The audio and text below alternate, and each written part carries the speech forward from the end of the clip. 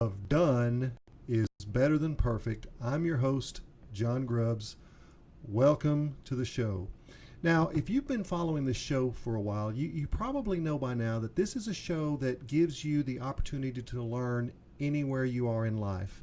This YouTube video is for you to sharpen your axe when you're at the gym, when you're in the office, when you're just have downtime and you want to, take the opportunity to learn. So I encourage you to share this with other people that may benefit from this experience. You know, my mission with this show is to give you the opportunity to have a real positive impact on the people in your lives, the people that are important to you, the people that you work with, the people that you want to have a positive impact on. So before we get specifically into our topic, I'm going to share something interesting with you, as I always do. So these are interesting facts about turnover. According to Gallup, 51% of employees are considering a new job right now. 51% of all the people that work with you, for you, around you are thinking about a new job right now. According to SHRM, the Society for Human Resource Management, replacing an employee can cost 50 to 60% of their salary. Think about that a moment. 50 to 60% of their salary is what it costs you to replace an employee today. That's according to SHRM. According to Kronos, 87% of employees think retention is a critical priority. So I want you to think about what that means in your organization if you have high turnover right now. Almost 90% of your people think retention, keeping good people, is a critical priority. Right now, companies lose 25% of all employees in the first year, in year one. And here's another SHRM statistic.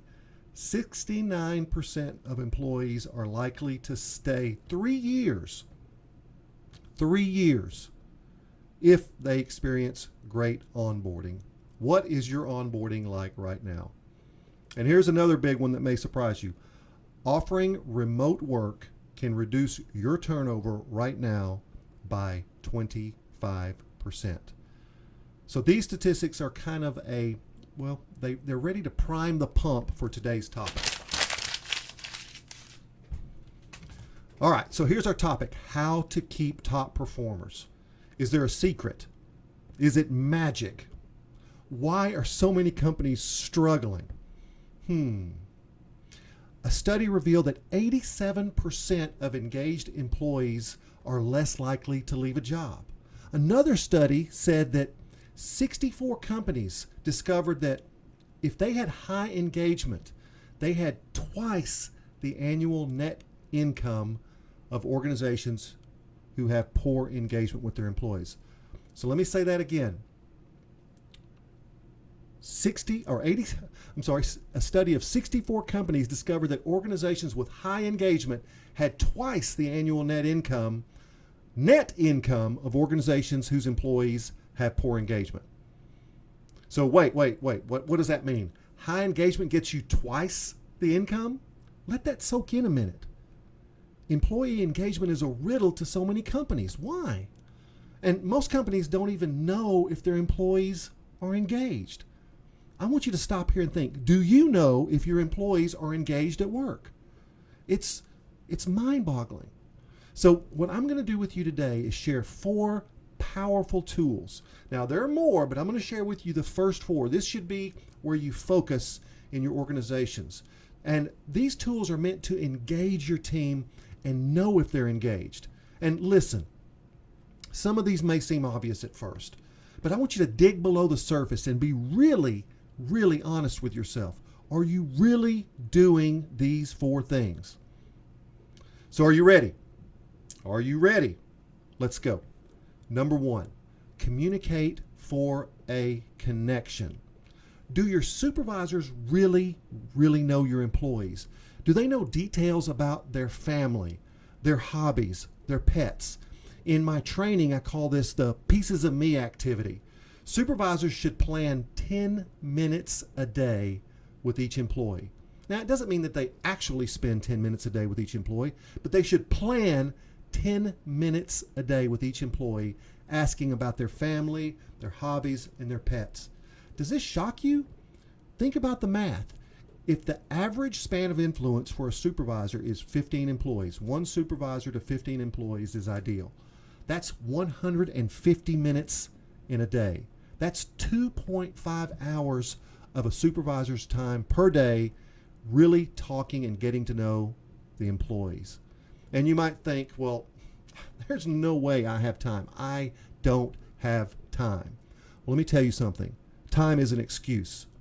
Teaching supervisors to be the leaders rather than the managers is the key. If they don't know the employees, it is extremely unlikely that those employees are engaged. And remember, people don't care what you know until they know you care. So let's pause. Take a deep breath.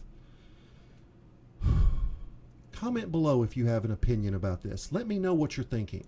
Your comments and your input is key to making this show the best that it can be.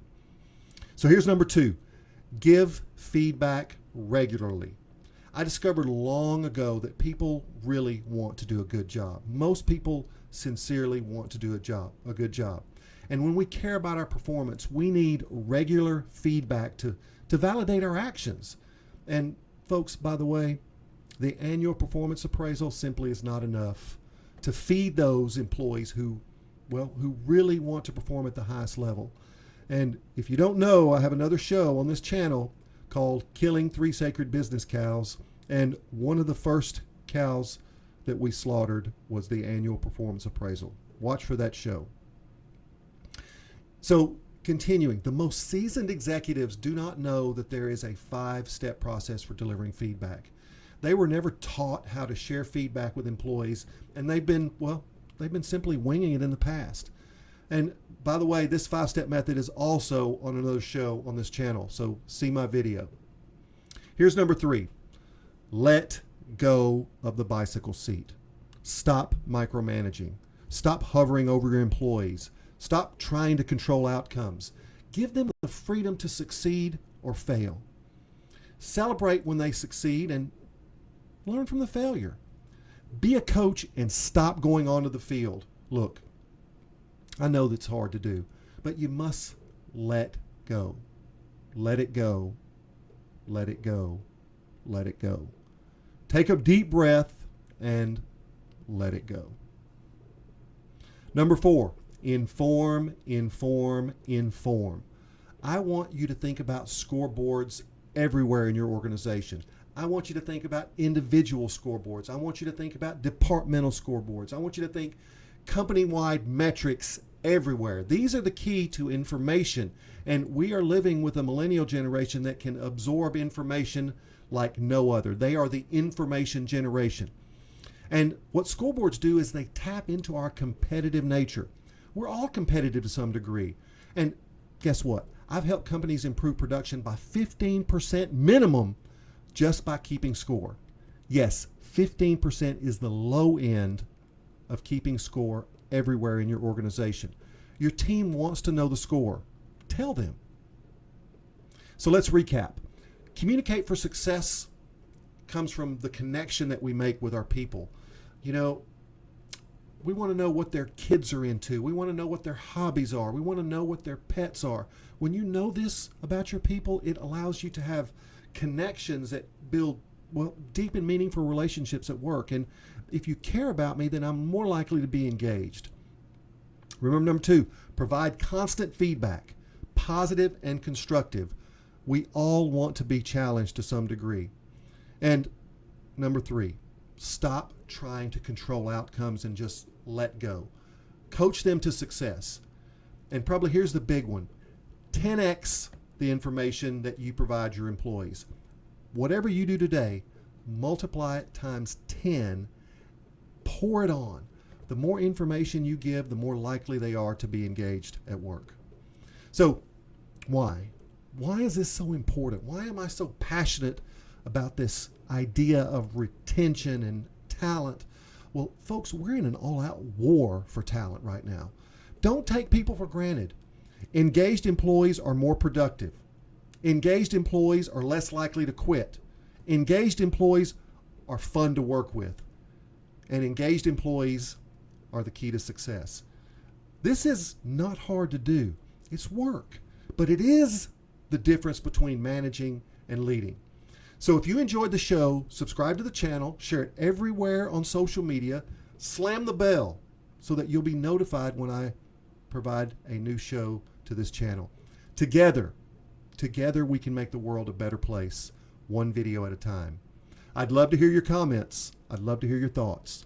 Always remember that done is better than perfect. I'll see you next time.